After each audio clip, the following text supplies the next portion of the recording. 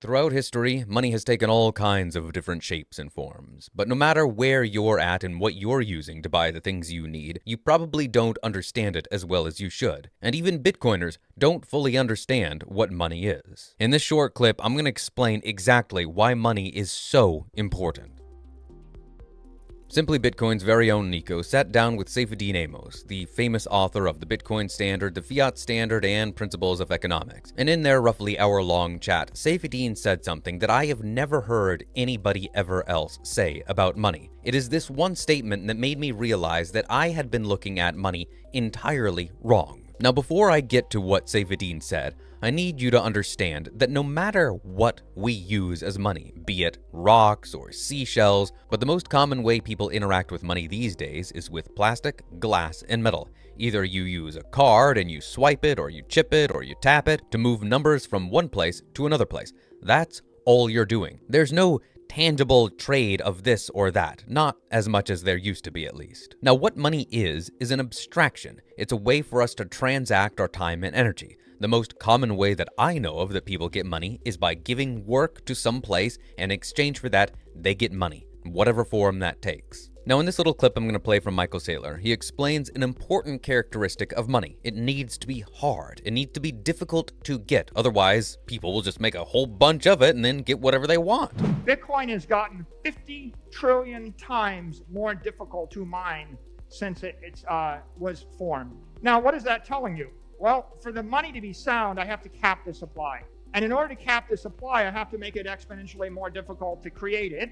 And human beings in this small corner of the world, Bitcoiners, who have been ignored, they figured out how to create 50 trillion times more work. Bitcoiners have figured out that flipping the entire system on its head is good for all of humanity, because throughout history we've had some small group of people that has control over the money supply, and they abuse that to no end. Maybe, for example, a group of Europeans figures out that some other community likes glass beads, and they use that for money. So they go back to their European shores, they make a whole bunch of glass beads, fill their boats with it, go back to that community and buy whatever it is they want, because they can make money. They have a money printer, and that's not good for that community, because now that community is flooded with beads which have no value, and they have lost all of their goods, the things that took them hard work, time, and energy to create. They have been robbed. Now I'm going to play that clip where Saifedean explains what money really is, and I had never thought about it this way. I've never heard anybody explain it this way. Money is the most efficient mechanism for providing for the future, because in the same way that, money solves the problem of coincidence once today, money allows me to trade with you and with everybody else, because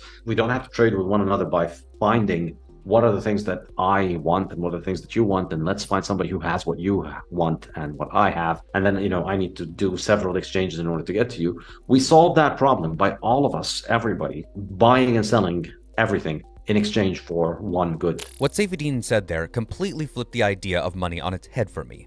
Money is time. It is the one thing that everybody has a finite amount of. Nobody can break that rule. And if money is time, then we need an abstraction that represents that time in the most honest way possible. And Bitcoin is the only thing that humanity has ever invented or discovered, however you want to look at it, that does this one thing and does it better than anything else. The reason it does this so well is because it is validated every 10 minutes on average. And that ledger where this is continually being validated is spread across 17,000+ nodes that are spread across physically the entire globe. There are nodes on every single continent except maybe Antarctica, but all the other mainland continents, there are nodes. This is a visual representation of exactly what I'm talking about. There are nodes in Hawaii, there are nodes in Canada, all across the United States, there are nodes in Central America and South America, there are nodes in South Africa, they're all over Europe, they're in Russia, they're in China, where they're not supposed to be, mind you,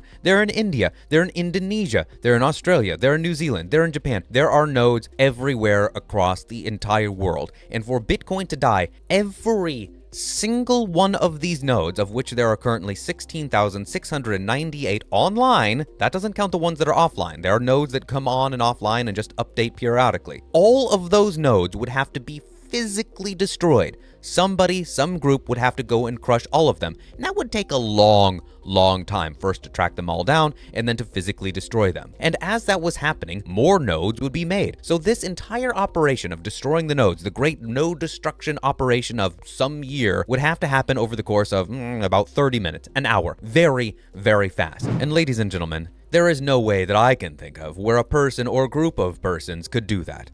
Bitcoin is the single most secure, honest, and cheat-free system of money that has ever been discovered. Nobody can manipulate it, just as nobody can manipulate time. And when we have an abstraction of time that we can interact with and trade with and transact with, and that's what Bitcoin is, then we have the best form of money that has ever existed.